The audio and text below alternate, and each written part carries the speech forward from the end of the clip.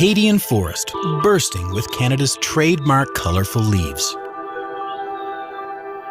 An ancient plateau blanketed by a boreal woodland. And surrounding it all, the rough Atlantic Ocean.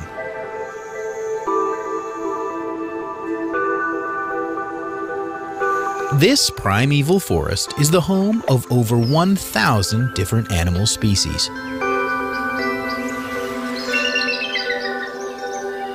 But now, in spite of conservationists' best efforts, the Great North Woods may disappear altogether.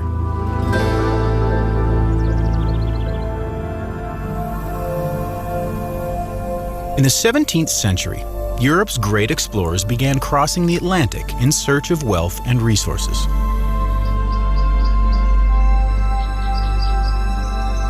They found beavers, moose, and moths, and all the creatures of the Great North World. The forests and oceans of North America were a vast new source for fish, fur, and wood. During the Industrial Age, demand for timber to build ships, houses, and railroads intensified. Deforestation spread across Cape Breton and endangered the animals that called the highlands home. Today, only 5% of Cape Breton's forests remain. Saw away long enough, and the ecosystem goes timber.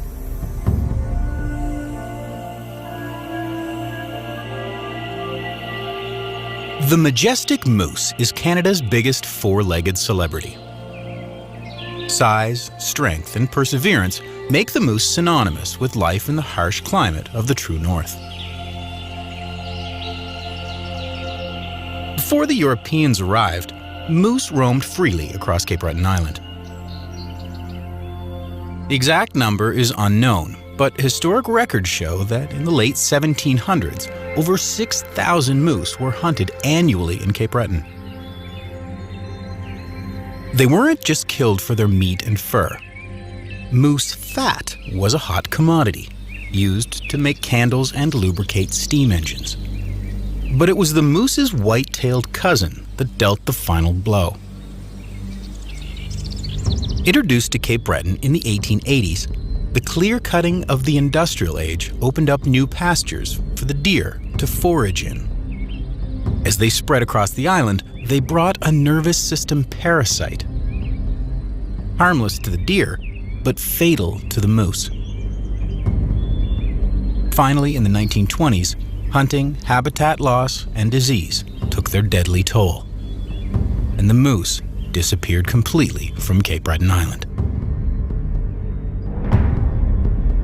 The ecosystem was transformed.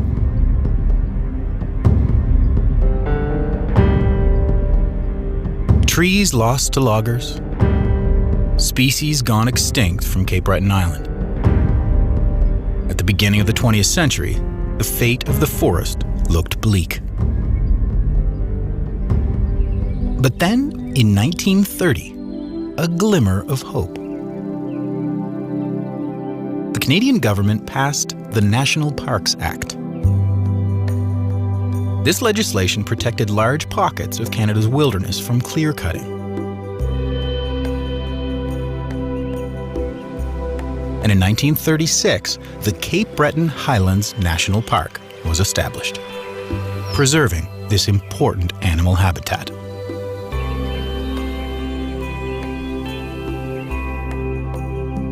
This protected area is 20 times the size of Manhattan, with 1.5 million fewer people and more than 100 million more trees.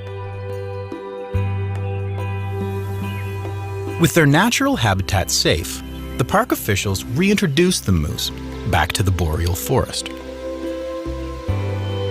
In the 1940s, 18 moose from Alberta were trucked across Canada. Soon, a cow moose grazing for food with her calves became a familiar sight once again.